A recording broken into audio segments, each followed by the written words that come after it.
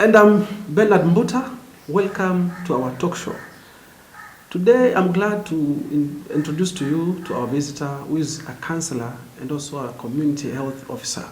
Please, our visitor, tell us your name. Hi, I'm Diana Muhandachi, a counselor and a community health officer by profession.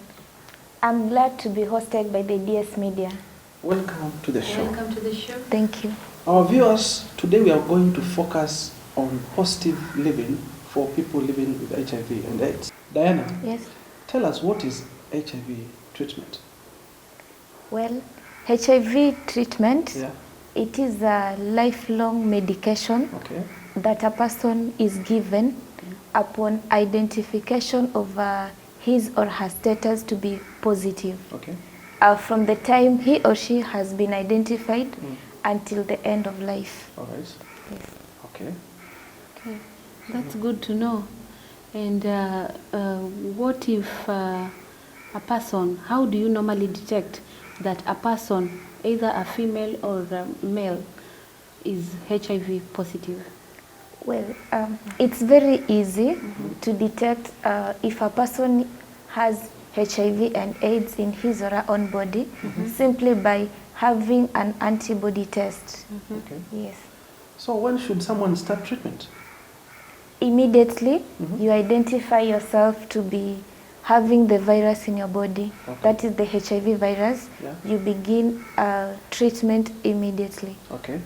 And what's the benefits of taking your medication?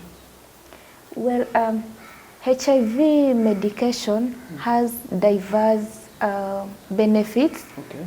First, when you begin your ART treatment, immediately the virus gets suppressed in your body, and the immune system is boosted. Okay. The chances of you getting opportunistic infections, it's very low. Okay. And you continue living a life the same as that person who is HIV negative. Okay. Okay. Yes. When this person, before starting giving this person medication, do you take this person for maybe like counseling, so that this person can accept that I am sick, I'm positive? Well, upon identification of somebody's status, that is to be HIV positive, Yes. in the counseling room or in the room where the person is being tested, there is the pre-test counseling before the blood sample is being taken or is being collected. You're being counseled. After you given the results, you also being counseled. That is the post-test counseling. Thereafter, you're taken to the adherence counselor, where the adherence counselor prepares this individual for ART, because it's not very easy to accept your status on the spot. Yeah, it is not very easy, because I've witnessed somebody run away after being given the results. This person runs away. He or she is afraid of accepting this positiveness. Yes. Yeah. So you taken to an adherence counselor who takes you through the ART treatment, and you get to learn more about the benefits of starting the treatment on time, and also you get to learn more about HIV. Okay. Yes, very different from what the world is viewing HIV to be. Yeah, because some people view it as if when you now contract this virus, you can never or you can no longer again live a normal life. Is that true? It's not true. It's not true. Yes. Because most people say that when you have this disease or this virus, it's that now your life has changed. It's never again the same, and they fear now. Your maybe friends to will run engage away. Friends or Yeah. some things. Okay, the only difference between a HIV positive person and a HIV negative person is a HIV positive person is living on medication. Okay. But there is no any other difference between a HIV positive person and a HIV negative person. Whatever the HIV negative person can do, Yeah. as well the HIV positive person can do. They can have a family, they can establish a family, and the children will both be HIV negative. Yes. All right. But you know, long time, I think the old ages, people used to discriminate these HIV patients. Like now the cups are put aside, the plates aside, and the spoons. That this person is not supposed to mingle with the others. Is this correct? Or how can you tell somebody out there who is discriminating somebody who is positive? Well, it was back then. It was due to lack of HIV information and knowledge. Okay. Because once you understand that HIV is never spread by sharing of items, such as cups, such as plates. You know, in our culture, we all using the same senior, the same cups and everything we sharing. So HIV can never be spread via the sharing of cups, the sharing of plates, the sharing of basins. Yes. HIV only spreads when a blood of an infected person gets contact with the blood of an infected person. Yeah. And maybe you can tell through brushes, toothbrush, As well, sharing of toothbrushes is hygienically for you to have your own toothbrush, not necessarily to avoid spreading of HIV and AIDS. Because HIV and AIDS can never spread via sharing of toothbrushes. Okay. Yes. or it cannot. Yes, it cannot. Okay. Yes. All right. Why? Because your gums, Yes. okay. Maybe this person is bleeding, the gums are bleeding. Only if your gums are bleeding, Yeah. but the chances is very minimal. Yes. And through razor blades. Through sharing of razor blades, sharing of sharp instruments such as needles, you can get, you can infect someone. That is if you confirmed you're HIV positive. And you cut yourself, and the other person gets in contact with the sharp objects that you've been using. You can transmit, the virus can be transmitted. Yes. And there is this part. People normally don't like this part, whereby now you are supposed to go to the hospital and pick your drugs. Can this patient send someone to pick drugs for him or her? Well, a person can pick drugs for a HIV infected person. That is if disclosure has been done, and that person is a treatment supporter. Supporting this person in the journey of HIV treatment. The person can be sent, and he or she can collect drugs for this HIV infected person, but for a shorter period of time. Okay, so the person is supposed to come with the name of the patient he or she is collecting the drugs for.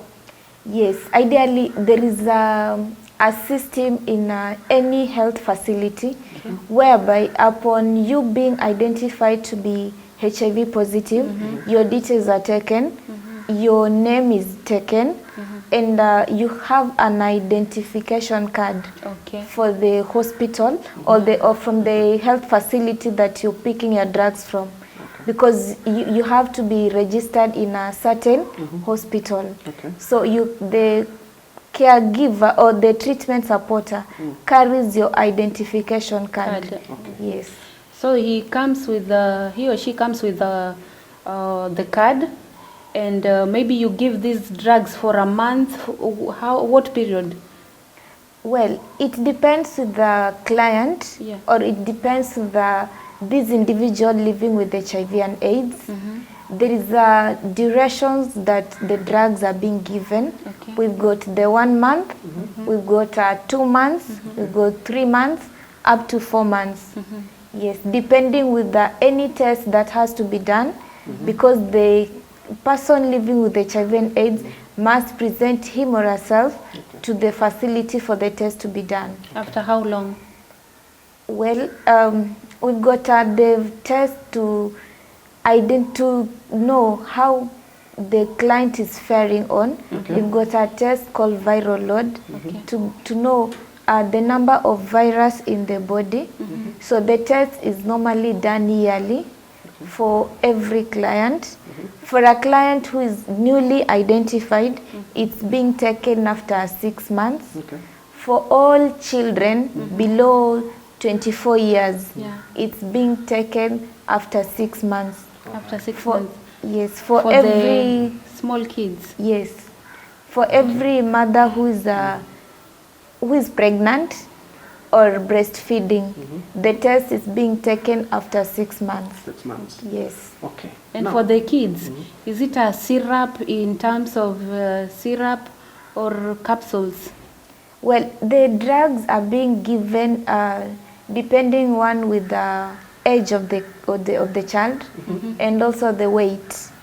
The So, weight. yes, so we've got drugs that the children are being given in form of the syrup. Okay. We've got those who are given in form of pellets, so they take it with food. And also we've got drugs that's dissolved in water, and we've got the pills. They have to swallow the tablets. right. And what are the types of food this patient is supposed to take? Well, from the beginning, we said that a HIV positive person has no difference with the HIV negative person. So whichever food a HIV negative person will take, that is the same food a HIV positive person will take. Okay. Yes. Yeah, in your area of counseling, what are your experiences? Well, as an adherence counselor, Yeah. I get a lot of experiences, especially when having a one-on-one session with this individual living with HIV and AIDS. Yes. At times, there's a client who comes in, and the client has stigma. Okay. So I need to walk this client through that walk of stigma until the client becomes stigma-free. Yes. At times it's a couple whom one of the couple hasn't disclosed his or her status to the other partner. Yeah.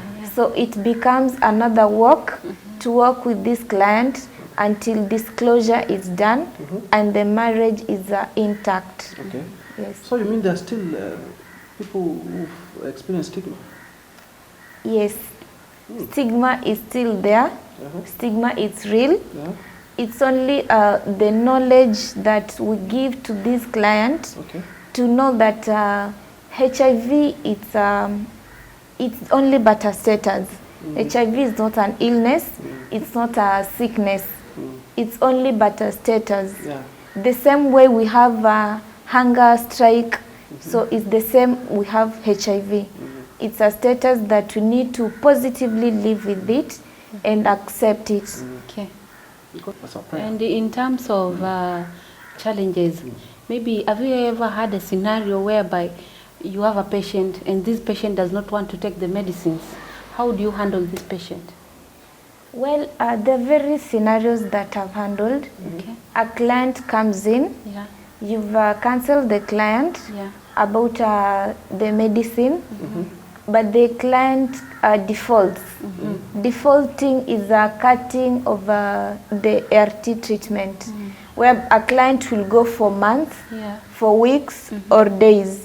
without the drugs. They won't appear to the hospital to refill their drugs, neither will they make a call. So the best thing we give is counseling. We talk to the client. You tell the client the importance of taking the drugs. Okay. Yes, most of them they respond positively, Yeah. but others due to influence, such as we've got faith, whereby others believe they've been prayed for and they are totally healed. We've got those who attend to herbal clinics and they stop their medications. Okay. Yes, so we only give facts that the drugs are there not to cure the virus, but to suppress the virus. Yes. With the medication that you're giving this patient, maybe is there any other thing, like maybe a booster, something that will keep this patient strong? Do you have such? Well, the only booster, and it's the only booster, and it's used by everyone, regardless of your status. It's food. Food. We have food gives us energy. It also boosts our immunity. Yes, so we advise all our patients to take a balanced diet food. No, I'm asking because there are some patients who do not like taking food. So maybe there is a booster in terms of Maybe appetizer? appetizer maybe to make this person be strong. Well, in case we identify a client who has a challenge in eating, like they don't have appetite or their appetite is very low, we only refer the client to a nutritionist because it's a nutrition challenge. Okay. Yes, they'll get a nutritional counseling, they'll be advised on what to take, and they'll begin having their appetite. Yeah. Okay. Yes. And maybe people are different. So maybe there is this client or patient who can afford all types to balance the diet. But this one, he does not have even the cash, first of all, to buy this food. How do you assist this patient so that he can eat well and take the drugs? Well, taking a balanced diet doesn't mean you must be rich. No, Yes. not in terms of richness. Yes. Let's take example. This is me. I cannot afford food. I don't work. And I need to eat so that I can take my drugs. And maybe I've talked to the hospital, told them my situation, that I cannot afford food. How do you assist me as a patient? Well, we have several organizations. Yes, they at times chip in to either help you raise capital to start a small business, to start some small farming, whereby you won't be depending on an organization or the hospital for food. For example, if you're given some money to have your farm planted, so you'll have your vegetables in your farm, you're going to at least, you'll sell the vegetables, you get some money to have a packet of unga, and at the end of the day, you won't miss a meal. Or if it's a small business, selling of omena, selling of viazi karai, you give them that small capital and you begin. At the end of the day, you'll have food to put on the table. Because I believe you are also a community officer. Yes. Is it? Yes. So, in the village there are people who are also victims. How do you go about that? How do you help them? Do you How do visit the take care of them? villages? Because there are some people who cannot even access the health facilities, and they are there. You know, they don't know what to do. They don't know where to start. Have you ever come across of this kind of cases? Or? Yes, I believe it used to be a challenge, a great challenge, whereby most of our clients, they used to walk long distances to access a health facility.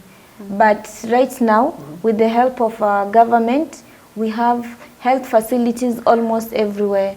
You can't walk more than around 4 or 5 kilometers without accessing a health facility. In case there is an area whereby the distance from the area to the health facility is so large, and it's a challenge to the people living in that area, we always do what is called an outreach. Yes. And also we always do a PNS, partner notification services, whereby we take care from the hospital or from the health facility to the door of this individual, and they get services from that point. Okay. You talked about them coming to pick the drugs. Yes. When they come for the drugs, do you have maybe a one-on-one discussion, or you do a discussion when they're all there? Well, we do both. Both. Yes. We maybe do, just to know or follow up whether this person is taking the drugs. Yes, we do both to follow up, also to know their knowledge about whatever you discussed previously and what they took home, and whatever they can advise others as well. Yes, in health talk, before we begin administering drugs, we always have a health talk. We talk about HIV, we talk about diverse topics. Then we have the one-on-one counseling. Yes, whereby you get to know an individual's problems or challenges that he or she was unable to say in a group counseling. Okay. Yes. And so it was a good discussion anyway, and it's wide. You cannot finish all the questions and everything. Yes. But now, there is this patient out there. Maybe what advice can you give a patient with HIV/AIDS? Well, as we began by saying, HIV positive individual has no difference with the HIV negative individual. So when we're talking about this status, stigma is there, but it's upon a personal responsibility and a personal choice.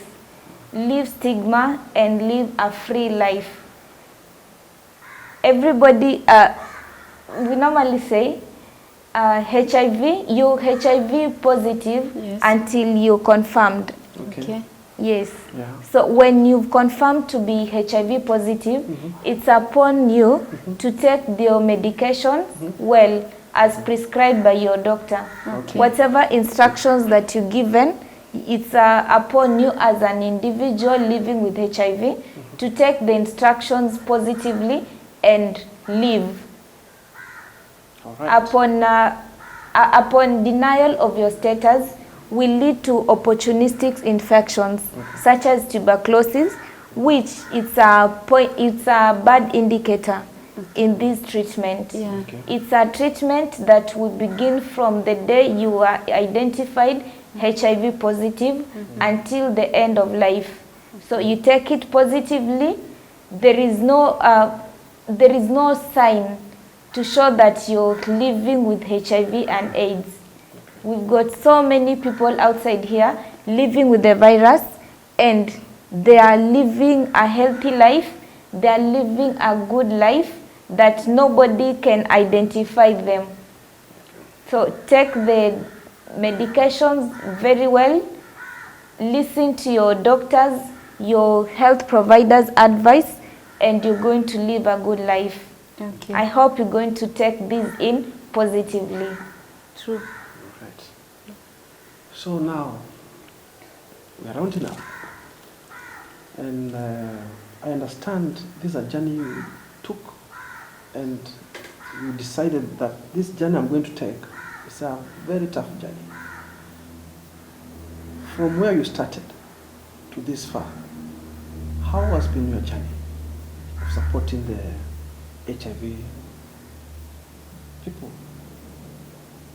It has not been an easy journey. It's not an easy journey, but it takes your whole heart.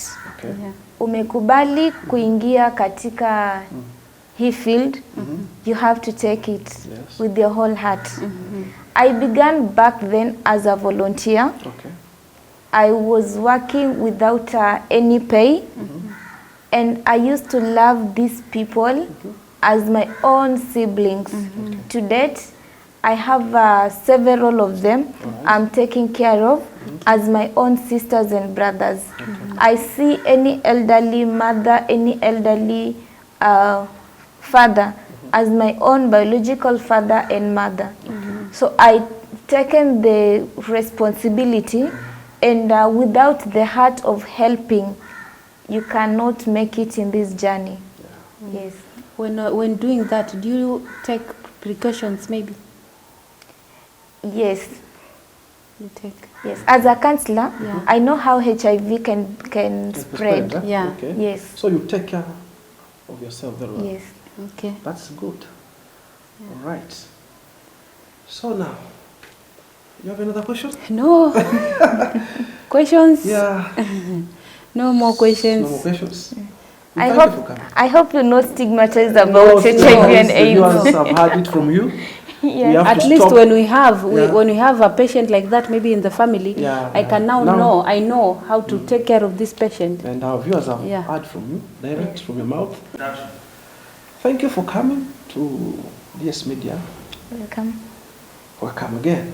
Our viewers, we have come to the end of our show today, and if you are there and you have a problem, or you have anyone you know who is a victim, please don't hesitate. You can contact Diana through the number running on the screen. And have been your hosts, Bernard Mbuta. And I've been your host, Hadija Kerubo. Until next time, please don't forget to subscribe, Like and share. See you next time. Cheers. Cheers. So, Thanks for coming.